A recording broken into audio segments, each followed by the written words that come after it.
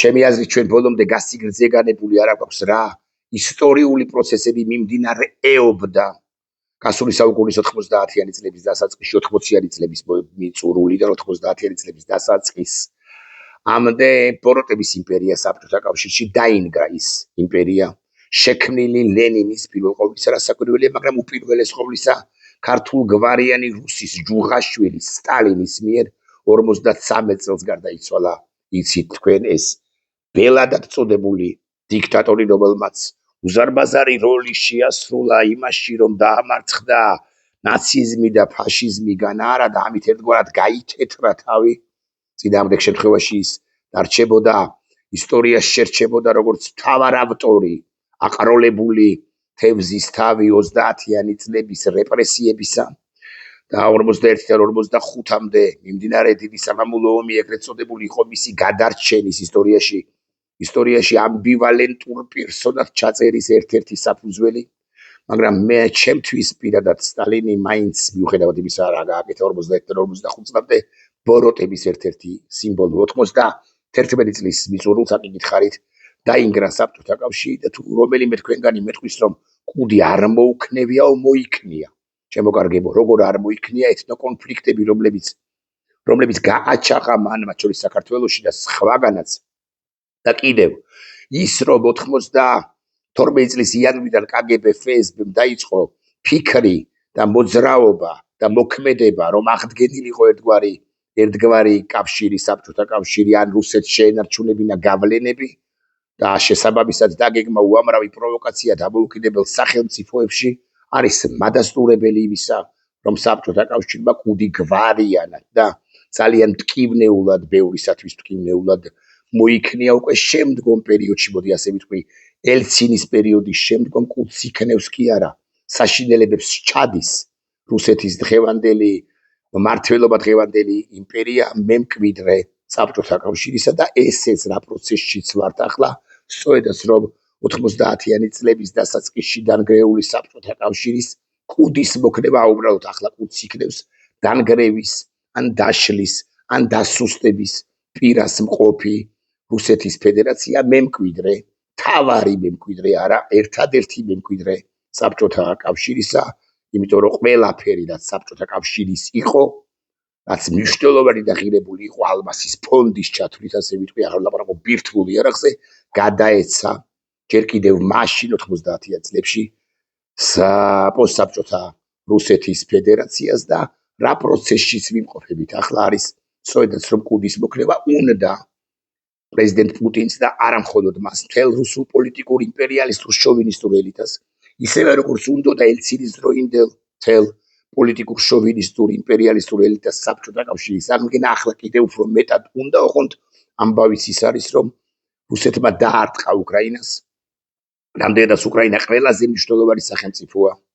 და თუ უკრაინას დაიმორჩილებდა და აჩოქებდა ამ შემთხვევაში იოლი იქნებოდა საბჭოთა კავშირის მაგვარი სახელმწიფოს აღდგენა სხვა სახელწოდებით მაგრამ ეს უკრაინა რუსეთს გაეჩხირა ხელში და ახლა მეორე სახელმწიფოზეც უნდა ვილაპარაკო ან თუ გდებავთ კიდევ ვილაპარაკოთ სხვა სახელმწიფოებზე საქართველოს და ბელარუსის გარდა რომლებიც რუსეთს გაეჩხირა ხელში ამასობაში აზერბაიჯანი მომძლავრდა ძალიან ეს ვიცით ჩვენ და ამასობაში მომძლავრდა სომხეთი რომელსაც ეგრა მაგის პასუხია დღეს დამოუკიდებლობის დღე აქვს და მივულოცოთ სომეხ ხალხს სომხურ სახელმწიფოს დამოუკიდებლობის დღე 1918 წლის 28 მაისს სომხეთმა დამოუკიდებლობა გამოაცხადა ჩვენ შემდეგ 26-ში ჩვენ გამოაცხადეთ 27-ში აზერბაიჯანმა და 28-ში კი სომხეთის რესპუბლიკამ სომხეთის რესპუბლიკას დაეცა განა არა მაგრამ სომხეთის რესპუბლიკის და სომეხი ხალხის ბრალი სულაც არ არის რომ გასული საუკუნის 20-იან წლებში ასეთი ბრუტალური იყო პუტინის დღევანდელი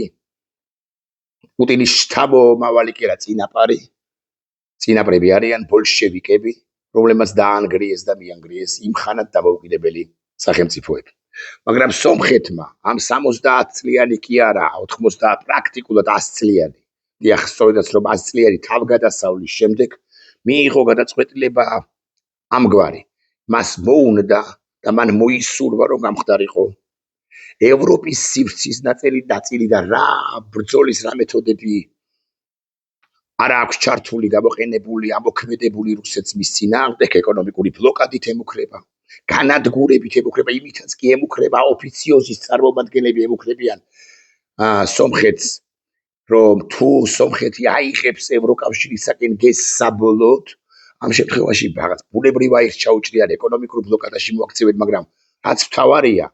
ოფიციოზის წარმომადგენლები ამბობენ ამგვარ რაღაცას, რომ სომხეთი გაიზიარებს უკრაინის ბეწ მე მინდა ვიკითხო უბრალოდ როგორ მოახერხებს რუსეთი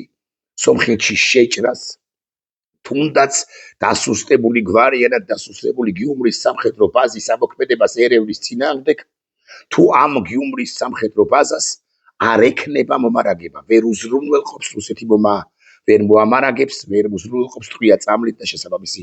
ტექნიკით მე მინდა დაგარწმუნოთ რომ საკმაოდ სუსტი არც თუ ძლიერი მოდი ასე ვიტყვი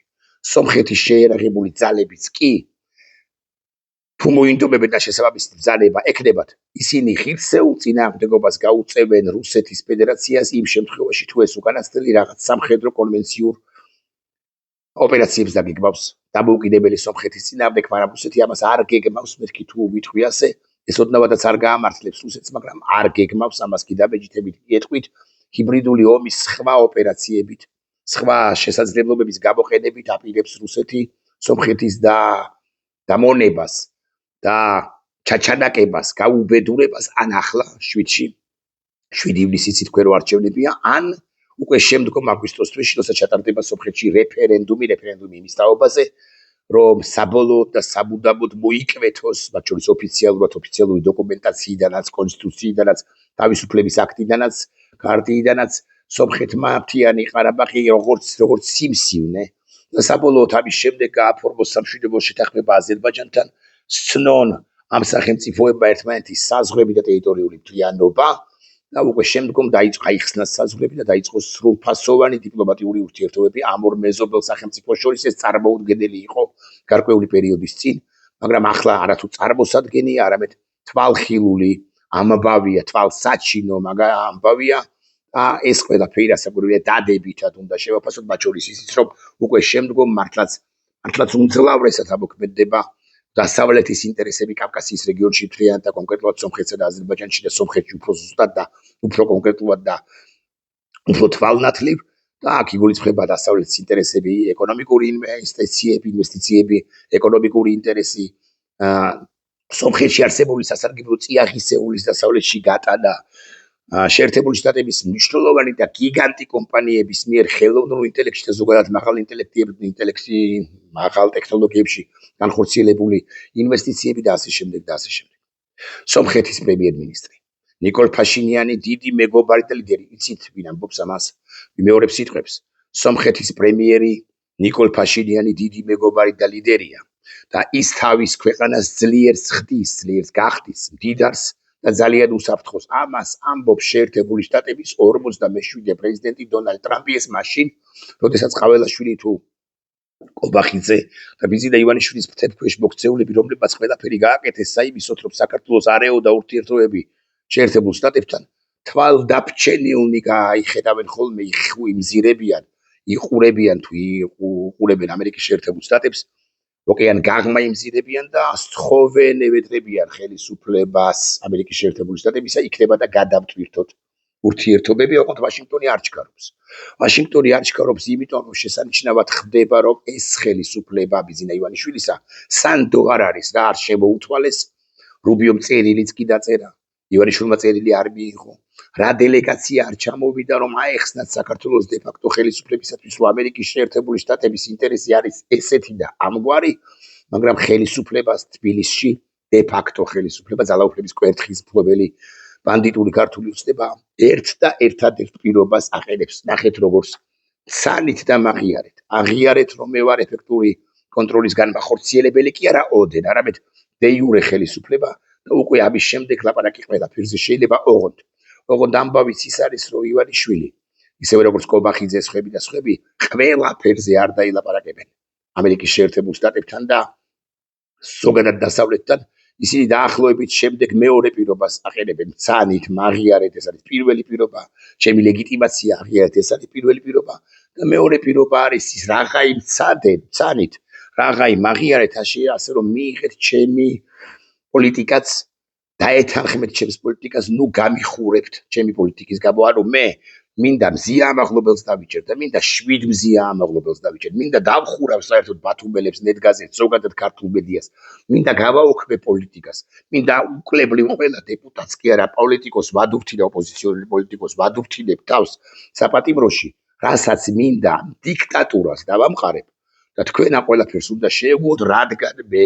ვარ კანონიერი ხელისუფლება და თქვენვე აღიარეთ, რომ მე ვარ კანონიერი ხელისუფლება და სწორედ ეს არის მთავართა შორის მთავარი, რის გამოც არც ოკეან გაღმა სივრციდან, ანუ ლაჟვარდოვან ოკეან გაღმა სივრცე შეერთებული შტატებიდან და არც ოკეან გამოღმა სივრციდან ევროპიდან ბიზინა ივანიშვილს როგორც არაადეკვატურს არც ელაპარაკებიან მიუხედავად იმისა, რომ საქართველოს მართლაც მომხიბვლელად გამოიყურება, სხვა თუ არაფერი საქართველოს შავი ზღვის რეგიონის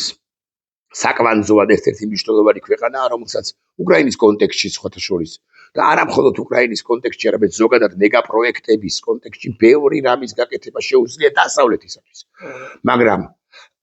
მაგრამ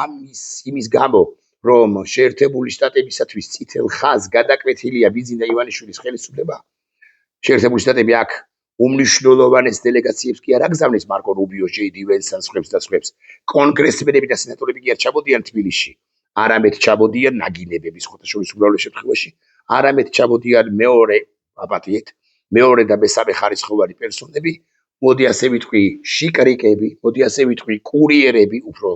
კარგად რომ ჩამოვაყალიბო, რომლებიც გადმოსცემენ საქართველოს დე-ფაქტო ხმისწლებას მესიჯს თავარს ვაშინგტონიდან და ეს თავარი მესიჯი არის დაახლოებით შემდეგი იყავით ადეკვატურების ზოგადი სიტყვა და მე უკვე არის ჩამონათვალი, რაში უნდა იყოს ადეკვატური ქართული ოცნების ხელისუფლება და იოტისოდენა კი არა. იოტისოდენაზე ბევრად დიდი დემოკრატია უნდა დაუშვას მან, რომელიც მანვე მოსპო აღმოფხვრა და არავითარ შემთხვევაში არ უნდა წაიყვანოს ქვეყანა აზერბაიჯანის გზით, აზერბაიჯანს ბუნებრივი რესურსები აქვს, სხვა თუ არაფერი და საკვანძო ქვეყანაა, მათ შორის ცენტრალურ აზიასთან ურთიერთობის კუთხით, არამედ უნდა წაიყვანოს დემოკრატიის კუთხით. მე არაერთხელ მithქვამს, ჩვენი დინამიკა არის დაღმავალი, აი აზერბაიჯანის არის სტაგნაციური, ხოლო სომხეთის არის აღმავალი. შეიძლება სომხეთი ახლა ბევრი რეფორმის თვალსაჩინო ჩვენ დღესაც ჩამოგრჩება, მაგრამ სომხეთი იმიტომ მოსწონს შეერთებული შტატების პრეზიდენტს და არა მხოლოდ მას, მათ შორის ევროპელ ლიდერებსაც, რომ სომხეთი ვითარდება, წინ მიდის, მოლდოვაც წინ მიდის. აღმავალია დინამიკა, უკრაინის დინამიკა აღმავალია, ხოლო ჩვენ სადაც ვიყავით რაღაც ნიშნულზე გაჩერებული ქვემოთ მოვდივართ ყოველ თვიურად, ყოველ კვირეულად, ყოველ დღიურად, ყოველ საათობრივად, ყოველ წუთიერად და ყოველ წამიერად, მეთქი ასე ვიტყვი, ესე მყარდება არაადეკვატური ბიზინა ივანიშვილის დიქტატურა, მეთქი ამას თუ ვიტყვი, ავტორიტარიზმი, მეთქი სულ მინიმუმ თუ ასე შევაფასებ, სულაც არ შევსდები. სომხეთის პრემიერ-მინისტრი ნიკოლ ფაშინიანი დიდი მეგობარი და ლიდერია. ეს არ უთქვამს კობახიძეზე ტრამპს, კობახიძეზე, რომელიც ხბოს თვალებით გასცქერის ამერიკის შეერთებულ შტატებს, ოღონდ ასე უნდა რომ ტრამპმა სცნოს კობახიძე თუ ივანიშვილი და რაც უნდა ის გააკეთოს, არამედ ეს თქვა ფაშინიანზე, თავის ქვეყანას ხდის ძლიერს, ანუ გარდაქმნის ძლიერ სახელმწიფოდ, დიდარ სახელმწიფოდ და ძალიან უსაფრთხო სახელმწიფოდ. ნიკოლის სრულიად იზიარებს ჩემს ხედვას სომხეთისა და მთელი და ეს არის ძალიან საკვანძო სიტყვებით პრეზიდენტი ტრამპისა, სომხეთისა და მთელი სამხრეთ კავკასიის რეგიონის, მთელი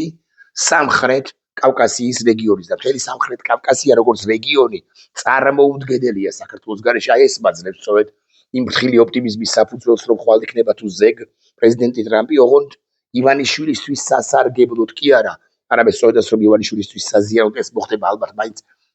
სექტემბრისთვის, ოქტომბრისთვის და არა უადრეს, როცა საბოლოოდ გაფორმდება შეთანხმება აზერბაიჯანსა და სომხეთს შორის, როცა მანამდე ჩატარდება რეფერენდუმი, ხოლო სულ მანამდე გაიმარჯვებს ნიკოლ ფაშინიანი, ახლა რომ დაგეგმილია 7 ივნისის საპარლამენტო არჩევნებში,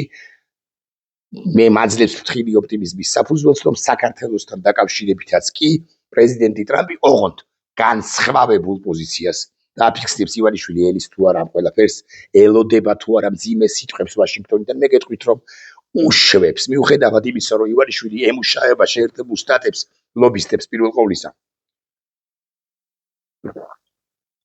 და ამბობს, რომ ასე აწარმოაჩენს, რომ გადაიტვირთება ურთიერთობა ვაშინგტონთან, არანაირი ურთიერთობა არ გადაიტვირთება, გადატვირთვა რომ მოსდომებოდა მარკო რუბიოს პრეზიდენტ ტრამპს ზოგადად შეერთებულ შტატებს აქამდე გადატვირთავდნენ არაფერი გადატვირთვისთვის აუცილებელი საქართველოს დე-ფაქტო ხელისუფლებას უბრალოდ არ გაუკეთებია ვაშინგტონის შესანიშნავად იციან რომ ის არაადეკვატურია ეგ რა მაგის პასუხია თუ ამ ყველაფერს ემატება ის რომ ვაშინგტონ პოსტი წერს ძალიან კრიტიკულ სტატიას სწორედაც რომ საქართველოზე თუ ემატება ისიც რომ ჰადსონის ინსტიტუტი უაღრესად კრიტიკულ კვლევას აქვეყნებს საქართველოს ხელისუფლებაზე თუ პირი რომელსაც ჯერ არ მიუკაკუნებია ტრამპის ოვალური კაბინეტის კარზე იგულისხმება ჯო ვილსონი ეს არ არის მაინც მეორე ხარისხოვანი კონგრესმენი რომ ვიცოდეთ მაინც და ის აკრიტიკებს საქართველოს დე-ფაქტო ხელისუფლებას აი შახინი როა დემოკრატი ტრამპის მოწინააღმდეგე პარტიის წარმომადგენელი მაგრამ შახინის აკრიტიკებს და შახინს როგორც უგამოცდილეს პოლიტიკოს დიპლომატს პრეზიდენტი ტრამპი შახინსაც კი ასე გეტყვით უწევს ანგარიშს აღარ ლაპარაკობ რომ შახინი არის უახლოესი მეგობარი რესპუბლიკელი სენატორისა რიშისა აღარ ლაპარაკობ ამაზე და თავად რიში არის უახლობელი მეგობარი ესე იგი კიდევ ერთი სენატორისა ლინცი გრემისა ანუ ეს რაღაც ერთი კამანდაა ერთი გუნდია ასე ვიტყვი მიუხედავად იმისა რომელი პარტიის წარმომადგენელია რომელი მათგანი პრეზიდენტ ტრამპს მიუკაკუნებენ და ეტყვიან რომ აი საქართველოს ხელისუფლება ირანის მოკავშირეა რომ ვიცოდეთ მაინც თქვენ კი ულოცავთ თუ არა ეს არ ვიცით საბოლოო ჯამში დადასტურებული ფაქტი ეს მაინც არ არის თქვენ კი ულოცავთ დამოუკიდებლობის დღეს მაგრამ ესენი არაადეკვატურები არიან და აი აქ ამბობს სწორედ საკვანძო სიტყვა პრეზიდენტი ტრამპისა რომ ნიკოლი სრულიად იზიარებს ჩემს ხედვას სომხეთისა და მთელი სამხრეთ კავკასიის რეგიონის მშვიდობისა და კეთილდღეობის შესახებო ამას ამბობს პრეზიდენტი ტრამპი და მალე შეერთებული შტატები და სომხეთი ერთად ჩაუყრიან საფუძველს საერთაშორისო მშვიდობისა და კეთილდღეობის ტრამპის მარშრუტს ამასაც ამბობს ამასაც ამატებს პრეზიდენტი ტრამპი იგულისხმება ტრამპის გზა ანუ ტრიპი რომელიც სამხრეთ-სომხეთზე გადის ირანის ჩრდილოეთით და უსაფრთხოების კომპონენტიც ეგრა მაგის პასუხია ამ ყველაფერში იქნება უზრუნველყოფილი კი არა ჩართული სად არის ამასობაში საქართველოს რასაკვირველია ზრუნავს იმაზე რომ კურამ მაჭარაშვილი ემან ვინმე არ შემოეღალატოს ან ვინმეს არ უღალატოს ვინმესთან არ უღალატოს კურამ მაჭარაშვილს თუ გნებავთ ასე ვიტყვი რომ თლად პირდაპირ ეგრეთ წოდებული მინიშნებები არ გამომივიდეს არაფრისკენ არ მივხავს ცხადია საუბარი ანუ საქართველოს არის პროვინციულ ბიძინა ივანიშვილის მიერ ჩამოყალიბებულ პროვინციულ პოლიტიკაში სოფელი ხდება ქვეყანა კი არა გახდა მეთქი ასე ვიტყვი ამასობაში ნახეთ როგორი თამამია ისევ და ისევ ნიკოლ ფაშინიანი ნიკოლ ბოდიშიბა ვიზიამას ვიტყოდე მანამდე გითხავთ პრეზიდენტ ტრამპის კიდევ ერთ პასაჟს ამ მიზეზების გამო ნიკოლს აქვს ჩემის უპირობო მხარდაჭერა 2026 წლის 7 ივლისის ხელახალ არჩევნებზე ნიკოლის დახმარებით ჩვენ შეერთებულ შტატებს სომხეთს სამხრეთ კავკასიასა და ცენტრალურ აზიას ისეთ მწვერვალებზე ავიყვანთ როგორც ეს არასოდეს ასულა ეს მთლიანად ფართოგაგებით რეგიონი ანუ კავკასიას თუ აიყვანს ცენტრალურ აზიას თუ აიყვანს საქართველოს სად არის ეს უნდა ვკითხოთ ტრამპს არა ეს უნდა ვკითხოთ სწორედაც რომ ივანიშვილის ფრთებს მოქცეულებს ამასობაში ისევ და ისევ ფაშინიანი რომელიც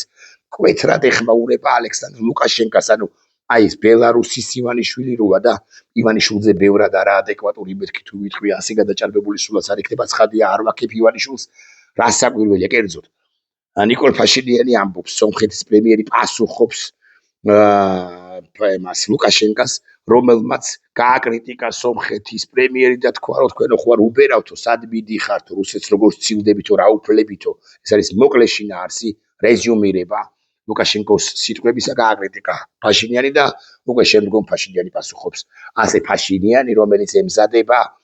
მოდი ასე ვიტყვი ბჭყალებში ჩასვით ეს სიტყვა ომისათვის იმიტომ რომ შესანიშნავად იცის რომ თუ ახლა 7-ში ანუ 4-ში დღეიდან და უკვე შემდგომ აგვისტოში მას უსერიოზულესი პრობლემები შეექმნება სწორედ რუსეთისაგან რომელიც გარწმუნებთ ვერაფერს ვერ გახდება რა იმიტომ რომ რუსეთს ძალა არ აქვს ეს ერთი ამბავია მაგრამ იმიტომ რომ უკრაინაშია გაჭედილი მაგრამ ასევე კიდევ იმიტომ რომ ნება რომ სომხეთი იყოს თავისუფალი ძლიერი ევროპული საქართველოს ვერ გადაახტება მაგრამ მაინც სახელმწიფო ეს ნება არსებობს უბრალოდ და ეს არის უმნიშვნელოვანესი. ხო და რას პასუხობს რას პასუხობს ფაშინიანი ლუკაშენკას და ლუკაშენკას სახით პუტინს. სომხეთი აღარ არის ათასების და ათიათასების ქვეყანა. არამედ მილიარდების და ტრილიონების ქვეყანა, ანუ ამდენი ინვესტიცია იქნება ჩადებულიო ჩემს ქვეყანაში, ამას ამბობს ეს ყოფილი ჟურნალისტი სხვათა შორის, კაცი ფაშინიანი, რომელიც ისტორიული ლიდერია, ეგრა მაგის პასუხია სომხეთისათვის. ეს აღარ არის ქვეყანა, რომელსაც თქვენ და თქვენი მოკავშირეები ძარცვავდით. გაბედვა ხო უნდა ამ სიტყვებს, გაბედვა ხო უნდა ამის ნახევარის მე-1000-ის 2%-ის მე-7-საც კი ვერ წარმოთქვამს, არა თუ ივანიშვილი აბასთუმის უღრანებში გამაგრებული, არამედ ვერც გაიფიქრებს და მისი ხელისუფლების რომელიმე წარმომადგენელიც ვერ გაიფიქრებს და მით უფრო ვერ წარმოთქვამს ქართული ოცნების ბანდის რომელიმე წარმომადგენელი. იცით რატომ? იმიტომ რომ ესენი ვალდებულებით დამოკიდებულებაში არიან ამ რუსეთთან, იმ რუსეთთან, რომელიც საცეშინიათ და რომელსაც ესენი ამათი ლიდერები ყოველ შემთხვევაში ყურებით ყავს გამოჭერილი. რატომ აკეთებს ფაშინიანი ამას? იმიტომ რომ მან იცის, რომ დამარცხდეს, უცნაური სიტყვას ვიტყვი ახლა, ის დატოვებს მემკვიდრეობას ძლიერი, სწორი, კარგი სომხეთისა. ხო და არ დამარცხდება მეთქი თუ ამას ვიტყვი, არც ეს იქნება ეგრა მაგის პასუხია და გადაჭარბებული. და სად არის საქართველო აბასობაში? საქართველო არის ჩარჩენილი და ბიზინა ივანიშვილის ოდინდელი ოცნება, რომ საქართველო უნდა იყოს პატარა სოფელი, უამბიციო, უემოციო, უემპათიო, გაუბედურებული, ბალახზე უფრო დაბალი და წყალზე უფრო უჩუმარი. ეს ოცნება რეალურად აუხდა ბიზინა ივანიშვილს, ოღონდ მაინც გავბედავდა ვიტყვი დროებით, აუხდა. ეს არის საშინელი სიზმარი, რომელშიც ჩვენ აღმოვჩნდით კახანგრძლივებული 13 წლიანი საღათას ძილში გადასული, მაგრამ მაინც სიზმარი ჩვენი ჯოჯოხეთური, ჩვენ როგორღაც უნდა ვიპოვოთ ძალა, ურთიერთ სიყვარულით, ურთიერთ პატივისცემით, დათმობით, არა მტრის, არამედ ერთმანეთისთვის დათმობით, უნდა ვიპოვოთ ძალა და საქართველო ამ დღის წესრიგში როგორღაც უნდა დავაბრუნოთ. თან უნდა გვახსოვდეს, რომ ივანიშვილი, რადგან მას ავტორიტარიზმის დამყარება და მარადჟამს დარჩენა უნდა ვინისის და ცოტნეს, ან ბერას, ან ცოტნე ბერას ერთად, ან ცოტნე ბერა უტას სამივეს ერთად მნიშვნელობა არ აქვს. მათი დატოვებაც უნდა. ჩვენ კარგად უნდა გვახსოვდეს და კარგად უნდა ვიცოდეთ, რომ ეს არ უნდა დაუშვათ წინააღმდეგ შემთხვევაში საქართველო როგორც ქვეყანა დაიღუპება. და რაღაცა დაიღუპება ბიზინა ივანიშვილისა და ივანიშვილების ხელში და ივანიშვილის ფრთებქვეშ მოქცეულთა ხელში. ჩვენ ეს ყველაფერი არ უნდა დავუშვათ ჩვენი საკუთარი თავისთვის, აგრეთვე შთამომავლობისთვის და წინაპრებისთვისაც. წინაპრების შეურაცხყოფაც არის ეს, შელახვაც არის, რომ ვიცოდეთ მაინც. ამიტომ საქართველო იქნება შუადერეფრის წამყვანი სახელმწიფო. ოღონდ დემოკრატია უნდა იყოს აქ. სხვა შემთხვევაში შუადერეფრობის თავარი სახელმწიფო იქნება საქართველო, ვინც ამბობს და აქ ავტორიტარიზმი იქნება პარალელურად, ჩვენ ეს არ გვაწყობს. ჩვენ არ გვინდა რომ საქართველო იყოს ავტორიტარული ან დიქტატორული სახელმწიფო. აქედან გამომდინარე ყველაფერს გავაკეთებ შუადერეფრისთვისაც, დაკავშირებადობა, რაღაცა კვანძი, ჰაბი, ტვირთები, სახმელეთო სარკინიგზო, ყველაფერი გავიგე, მათ შორის საზღვაო გადაზიდვების, როგორც ივანიშვილს არაფერი არ გაუკეთებია იმისთვის, რომ ჩვენი საზღვაო ინფრასტრუქტურა იყოს სრულიად ადეკვატური, მაგრამ ჩვენ მაინც ვიქნებით, ოღონდ ივანიშვილის დასრულების შემდეგ. ივანიშვილს აკითხარით აქვს პროექტი, რომ თვითონ რო გავა პენსიაზე, მისი უტა, მისი ბერა, მისი ცოტნე, უკვე ყმაწვილკაცი იყვნენ ამ ქვეყნის არაფორმალი მმართველები, აი ის უნდა იყოს პრემიერი თქვას. ცოტნემ და დაანიშნონ ის ვიღაცა უგვანი თუ უგვანზე უგვანი პრემიერად, ანუ კობახიძის შემსვლელად არ გამოვა ესე. ვიდრე ივანიშვილები მართავენ ამ ქვეყანას, არაფერი არ გამოვა ამ ქვეყნისაგან და შენ, ჩემო მაყურებელო, მსმენელო მაყურებელო, ეს უნდა გაიგო და ისიც უნდა გაიგო, რომ მოგიკაკუნებენ შენს, მიუხედავად იმისა, რომ შენ ახლა არ ვიცი რატომ, მაგრამ ხიბლავს ივანიშვილის ეგრეთ წოდებული სამშვიდობო რეალურად კი ხალატის პოლიტიკა და ჩაჩანაკების პოლიტიკა ამ სახელმწიფოს. შენი წინაპრისა ეგრა მაგის პასუხია, ჩვენი წინაპრისა ეგრა მაგის პასუხია. მოკლედ როგორც არის, სომხეთი აღწევს თავს რუსეთისაგან თავისუფლდება. ჩვენ კი რუსეთში მივეტენებით და კიდევ უფრო მივეტენებით, მიტენილები ვიქნებით თუ ივანიშვილი გადარჩება და გადაურჩება ამ ტურბულენციასაც. იღბლიანი კაცია, მაგრამ მე არ მგონია, რომ ჩვენ უნდა დამატებით უნდა მივცეთ მას შანსი და შესაძლებლობა, რაც უნდა ისუქნია მისი კობახიძისთვის. უნდა შეუტენია და უნდა არა ის საშინელებები, რომლებიც ხდება ამ ქვეყანაში. თუ არ უნდა შეუწმინდავს ხელი მასზე. მაგრამ ჩვენ უნდა გვახსოვდეს, რომ მთავარ პასუხისმგებელი არის თევზი, ხოლო თევზი არის 18 თებერვალს დაბადებული ბიძინა ივანიშვილი 56 წლის 18 თებერვალს დაბადებული ბიძინა ივანიშვილი, რომელიც ამ ქვეყანას არ გადაარჩენს, უმალ საკუთარი თავის გადარჩენაზე ფიქრობს, ზრუნავს, ჯერჯერობით გაბოზდის, მაგრამ არ გამოუვა მომავალში. ნახვამდის.